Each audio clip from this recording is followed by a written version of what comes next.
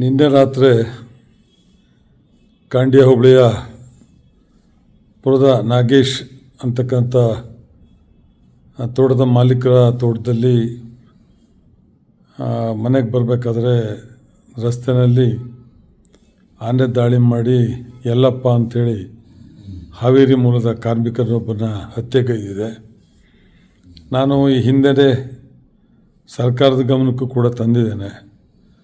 3 ಆನೆಗಳು ಬೆರಡುಗೋಡು ಸುತ್ತಮುತ್ತ ಅವತಿ ಹೋಬಳಿಯ ಮತ್ತು ಕಾಂಡ್ಯ ಹೋಬಳಿಯ ಹುಯಿಗೆರೆ ಗ್ರಾಮದಲ್ಲಿ ಕಳೆದ ಅನೇಕ ದಿನಗಳಿಂದ ಉಪಟಳ ಮಾಡ್ತಾ ಇದ್ದಾವೆ. ಅವುಗಳು ಬಂದು ಸುಮಾರು ದಿನಗಳಾಯಿತು.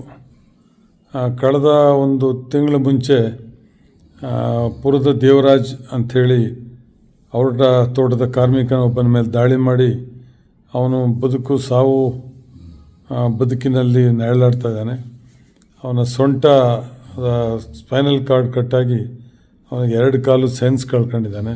ಅವನ ಚಿಕಿತ್ಸೆಯಲ್ಲಿ ಇದ್ದಾನೆ. ಹಾಗಾಗಿ ನಾನು ಅರಣ್ಯ ಸಚಿವರಿಗೆ ಆ ಆನೆಗಳನ್ನ ಸೆರೆ ಹಿಡೀಲಿಕ್ಕೋಸ್ಕರ ಮನವಿ ಕೊಟ್ಟಿದ್ದೇನೆ. ಆ ಮನವಿ ಮೇರೆಗೆ ಅರಣ್ಯ ಸಚಿವರು PCF ಅವರಿಗೆ ಪತ್ರ ಬರೆದಿರ್ತಕ್ಕಂಥ ಅದನ್ನು ಕೂಡ ನಾನು ನೋಡಿದ್ದೇನೆ. ಒಂದು 4-5 ದಿನ ಮುಂಚೆ ನಾನು ಬೆಂಗಳೂರಿಗೆ ಹೋದಾಗ ಪುನಃ ಹೋಗಿ ಅರಣ್ಯ ಸಚಿವರನ್ನ ಭೇಟಿ ಮಾಡಿ ಹೇಳಿದ್ದೇನೆ. ಅವರಾಗಲೇ ಪತ್ರ ಬರೆದಿರ್ತಕ್ಕಂಥ ಕಾಪಿಯನ್ನು ಕೊಟ್ಟರು. ಅವ್ರ ಮೇಲೆ ಗಮನ ತಂದು ಹಿಡಿಯಲು ಕ್ರಮ ವಹಿಸಲಾಗ್ಬೋದು ಅಂಥೇಳಿ ಹೇಳಿದರು. ಹಾಗೆಯೇ ನಾನು ಅರಣ್ಯ ಭವನಕ್ಕೆ ಹೋದಂಥ ಸಂದರ್ಭದಲ್ಲಿ ಅವ್ರ PCF ರಜಾ ಆಗಿದ್ದರಿಂದ ಅಲ್ಲಿ ಪರ್ಸ್ಯೂ ಮಾಡೋಕ್ಕಾಗಲಿಲ್ಲ. ನಾನು ಈಗಾಗಲೇ ಪೂರ್ವ ನಿಯೋಜಿತ ತಿರುಪತಿ ಯಾತ್ರೆಗೋಸ್ಕರ ನಾನು ಬೆಳಗ್ಗೆ ಏರ್ಪೋರ್ಟಲ್ಲಿ ಬಂದು ಚೆಕ್-ಇನ್ ಆದಮೇಲೆ ವಿಚಾರ ಗೊತ್ತಾಯಿತು. ನಾಳೆ ಬೆಂಗಳೂರಿಗೆ ಬಂದು ಪುನಃ ಮತ್ತೆ ಅರಣ್ಯ ಸಚಿವರನ್ನ ಸಂಬಂಧಪಟ್ಟಂಥ ಇಲಾಖೆ ಅಧಿಕಾರಿಗಳನ್ನ ಭೇಟಿ ಮಾಡಿ ಆನೆಯನ್ನು ಸೆರೆ ಹಿಡೀಲಿಕ್ಕೆ ಎಲ್ಲ ಅಗತ್ಯ ಕ್ರಮಗಳನ್ನು ತೆಗೆದುಕೊಳ್ಳುವಂಥ ವಿಚಾರದ ಬಗ್ಗೆ ಚರ್ಚೆ ಮಾಡ್ತೇನೆ. ಈಗಾಗಲೇ ಪರಿಹಾರವಾಗಿ ಅವರಿಗೆ ಸರ್ಕಾರ ಸುಮಾರು 25 ಲಕ್ಷ ರೂಪಾಯಿ ಪರಿಹಾರವನ್ನು ಕೊಡಲಿಕ್ಕೆ ಬದ್ಧ ಇದೆ. ಅದನ್ನು ಕಾನೂನಲ್ಲಿ ಸಿದ್ದರಾಮಯ್ಯ ಮುಖ್ಯಮಂತ್ರಿ ಮಾಡಿದ್ಮೇಲೆ ರೂಪಿಸಿದ್ದಾರೆ. ಅದನ್ನು ಕೂಡ ಕೊಡುವಂಥ ಕೆಲಸ.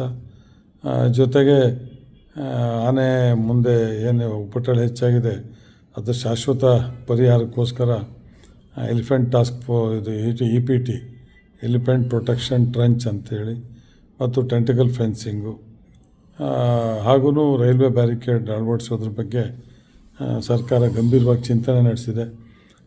ಎಲಿಫೆಂಟ್ ಪ್ರೊಟೆಕ್ಷನ್ ಟ್ರಂಚನ್ನು ಈಗಾಗಲೇ ಎಲ್ಲೆಲ್ಲಿ ಹೆಚ್ಚು ಉಪಟಳ ಇದೆ ಆನೆಗಳದು ಅಲ್ಲಿ ಹೊಡಿಲಿಕ್ಕೆ ಪ್ರಾರಂಭ ಮಾಡಿದ್ದೇವೆ.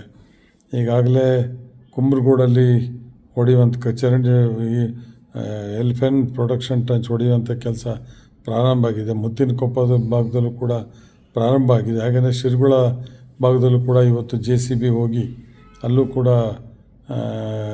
EPT ಹೊಡೆಯುವಂಥ ಕೆಲಸಗಳನ್ನ ಮಾಡ್ತಾಯಿದ್ದಾರೆ.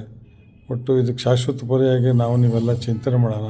ಸರ್ಕಾರ ನಮ್ಮೆಲ್ಲ ಬೇಡಿಕೆಗೆ ಸ್ಪಂದಿಸಿದೆ. ಈಗಾಗಲೇ DFO ಶಿವಶಂಕರ್ ಮತ್ತು ದೀಪಕ್ ದಯಾಮಯ ಸೂಪರಿಂಟೆಂಡೆಂಟ್ ಆಫ್ ಪೊಲೀಸ್ನವರು ಮತ್ತು RFO SFOಗಳು ಮತ್ತು ಎಲ್ಲ ಪೊಲೀಸ್ ಇಲಾಖೆಯವರು ಸ್ಥಳದಲ್ಲಿ ವಾಸ್ತವ್ಯ ಹೂಡಿದ್ದಾರೆ. ಹಾಗೇನೇ ಅದ್ರ ಬಗ್ಗೆ ಸರ್ಕಾರಕ್ಕೂ ಕೂಡ ವರದಿ ಕಳಿಸೋದಕ್ಕೋಸ್ಕರ ನಾನು ಮನವಿ ಮಾಡಿದ್ದೇನೆ. ಜನರು ಶಾಂತತೆಯಿಂದ ಇರಬೇಕು. ಏಕೆಂದರೆ ಆನೆಗಳ ಸಂಖ್ಯೆ ಜಾಸ್ತಿ ಆಗ್ತಾಯಿದೆ. ಇತ್ತೀಚಿನ ಮಾಹಿತಿಗಳ ಪ್ರಕಾರ ಮುತ್ತೋಡಿಲೇ ಸುಮಾರು 500ಕ್ಕೂ ಹೆಚ್ಚು ಆನೆಗಳಿದ್ದಾವೆ ಅಂಥೇಳಿ ಹೇಳ್ತಾ ಇದ್ದಾರೆ. ಹಾಗೆಯೇ ಬಂಡೀಪುರ ಮೈಸೂರು ಭಾಗದಿಂದ ಮತ್ತು ಕೊಡಗು ಭಾಗದಿಂದ ನಮ್ಮ ಭಾಗದಲ್ಲಿ ಆಹಾರ ಚೆನ್ನಾಗಿರೋದ್ರಿಂದ ಆ ಭಾಗಕ್ಕೆ ಆನೆಯ ಬರುವಿಕೆ ಹೆಚ್ಚಾಗ್ತಾಯಿದೆ. ಹಾಗಾಗಿ ಎಲ್ಲಿ ಮೈಸೂರು ಕಡೆಯಿಂದ ಎಲ್ಲಿ ಬರ್ತವೆ ಅಲ್ಲಿ ರೈಲ್ವೆ ಬ್ಯಾರಿಕೇಡು, ಜೊತೆಗೆ ಕೊಡಗಿಂದ ಸಕಲೇಶ್ಪುರ ಮಾರ್ಗವಾಗಿ ಹಾಗೆಯೇ ಸುಳ್ಯ ಮಾರ್ಗವಾಗಿ ಸುಬ್ರಹ್ಮಣ್ಯ ಆ ಕಡೆಯಿಂದಲೂ ಕೂಡ ಕುದುರೆಮುಖ ರಾಷ್ಟ್ರೀಯ ಉದ್ಯಾನವನದ ಭಾಗದ ಒಂದು ಕೆರೆಕಟ್ಟೆ ಆ ಭಾಗದಲ್ಲೆಲ್ಲ ಬರ್ತಾ ಇರ್ತಕ್ಕಂಥದ್ದು ಸರ್ಕಾರದ ಗಮನದಲ್ಲಿದೆ ಮತ್ತು ಇಲಾಖೆ ಅಧಿಕಾರಿಗಳ ಗಮನದಲ್ಲಿದೆ. ಅದಕ್ಕೆ ಪರಿಹಾರ ಕೊಟ್ಟರೆ ಶಾಶ್ವತ ಪರಿಹಾರ ಆಗೋದಿಲ್ಲ. ಅದನ್ನ ಮನುಷ್ಯನ ಜೀವನ ನಾವು ವಾಪಸ್ ಕೊಡೋಕ್ಕಾಗೋದಿಲ್ಲ. ನಮಗೂ ಕೂಡ ತುಂಬ ನೋವಾಗಿದೆ. ಈಗ ನನ್ನ ಕ್ಷೇತ್ರದಲ್ಲಿ ಒಟ್ಟು 10 ಜನ ಹಸುವಿನಾಗಿದ್ದಾರೆ.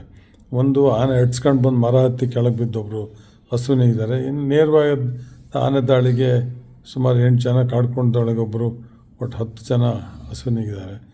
ಮೂಡಿಗೆರೆ ಗಡಿ ಭಾಗ ಮತ್ತು ನಮ್ಮ ಭಾಗದಲ್ಲಿ.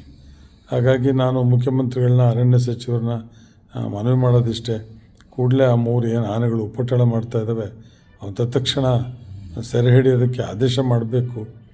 ನಾವು ಎಲ್ಲ ನಿಂತು ಎಲ್ಲ ರೀತಿಯ ಸಹಕಾರಗಳನ್ನು ಕೊಡ್ತೇವೆ. ದಿನೇ ಜನರ ಬದುಕು ಒಂದು ರೀತಿ ಆತಂಕದ ಬದುಕಾಗಿದೆ. ನಾವು ಇವಾಗ ಭಾರಿ ಕ್ರೂಷಿಯಲ್ ಟೈಮ್.